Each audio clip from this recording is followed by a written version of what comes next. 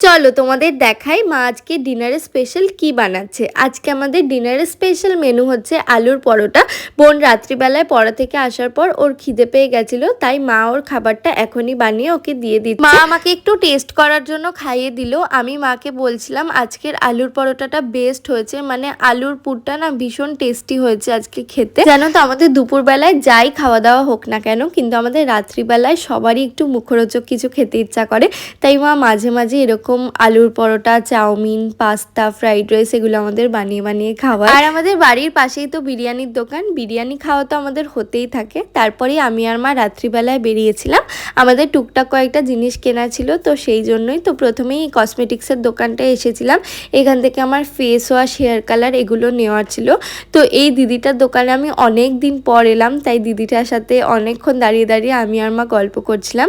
তারপর ওখান থেকে কেনার পর আমরা চলে এসেছিলাম টেস্ট অ্যান্ড বাইটে। এখানকার কাজু বরফি আমার মা বাবা দুজনেই খুব ভালো খায়, তাই কাজু বরফি নিতে এসেছি। তো মাকে বলছিলাম আমাকেও একটা পেস্ট্রি কিনে দেওয়ার জন্য।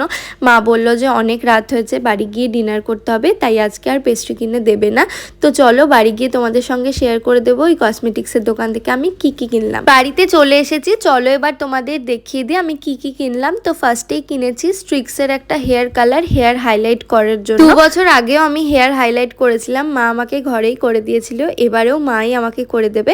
তারপরে আমি নিয়েছি ডট অ্যান্ড কির একটা ফেস ওয়াশ। এই ফেস ওয়াশটা আমি ফার্স্ট টাইম পারচেস করলাম, এটা অয়েলি টু কম্বিনেশন স্কিনের জন্য। তারপরে নিয়েছি ইভার দুটো পারফিউম। তো এই 4টে জিনিসই আমার দরকার ছিল, এই 4টে জিনিসই আমি নিয়েছি। তারপরেই বসে পড়েছি নাইট স্কিন কেয়ার করতে।